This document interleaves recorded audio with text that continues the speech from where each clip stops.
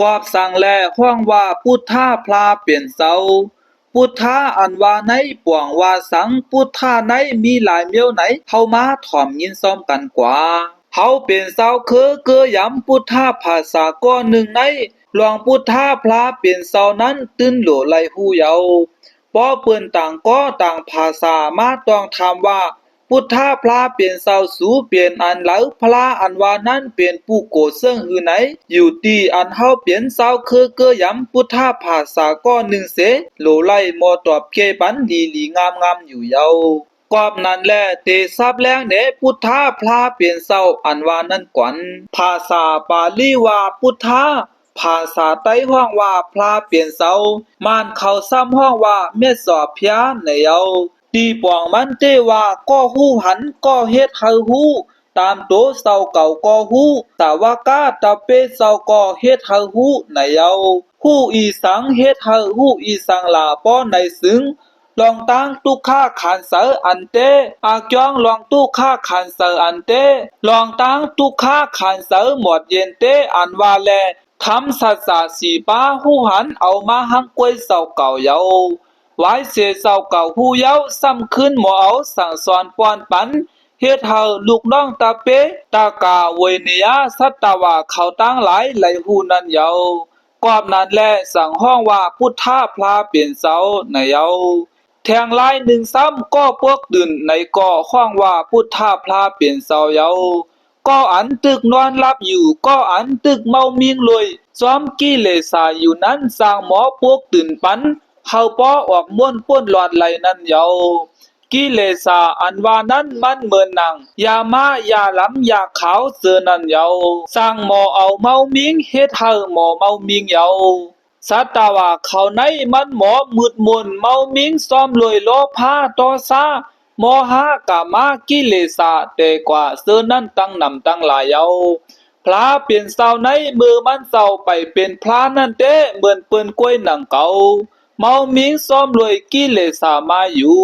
หามันป้อให้เรื่องหนานั่นเต้ตื่นอำเป็นสร้างหมอมีตังหูหันอันว่านั่นเยา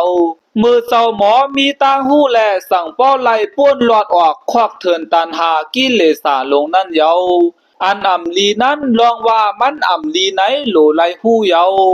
ลองหยาบหนาไหนอันอ่ำลีนั้นอ่ำลีไหนอ่ำหูเสอ่ำลีนั้นทางว่ามันลีในแลสั่งไล่หยาบคันเซออยู่เยา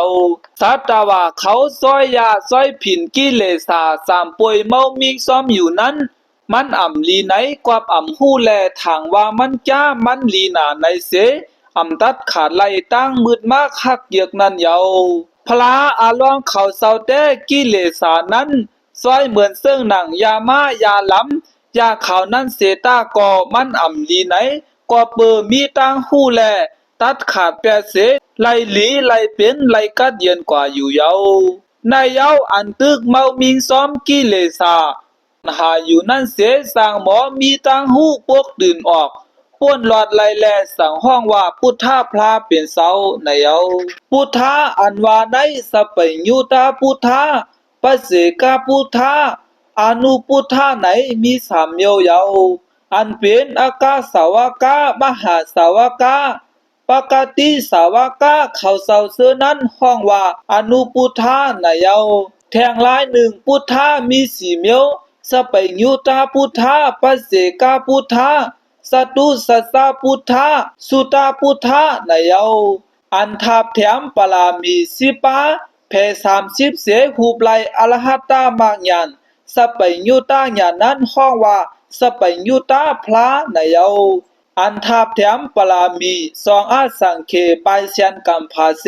ฮอดถึงญาณสยามภูเสเป็นพระอ่อนนั้นห้องว่าพระปเสกาพุทธาในเยาอันเป็นสลหันตาเขาตั้งเสียงนั้นห้องว่าพระสตุสัสสะพุทธาในเยาก็อันมีตังหูปริยัติปฏิปติเอาญาณสุตามายาเส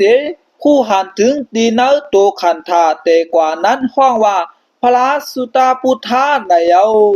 ปาลีเตวาพุทธาปวงว่าพระภูมิปิญญาญาณตั้งหูไหนมีตีปองสามเยาพระอันว่าซ้ำมวลลอยซ้อมญาณสยามโพ กาเปลี่ยนกิเลสาตั้งเสียงเปียเปียดป้าหักป้าโหมันเสียวมีญาณมหากรุณาญาณสัพเปญยุตาเตกว่าเป็นเสาอันมีกุงมุนอันอำเนืองเหมือนไรนั่นแหละสั่งห้องว่าพระเป็นเสาในเยาตีนัลสารธาตีกาศีลขันธีกาเมาเตกว่าเสื้อนั้นชาติกาเขาปืดเนไว้เสียงแรงอยู่เยาย้อนหาเลยเป็นปืนหูปายหันในโลกาในธรรมะอ่อนจ้าสุโสปันตากูก็เผมันสิกรรม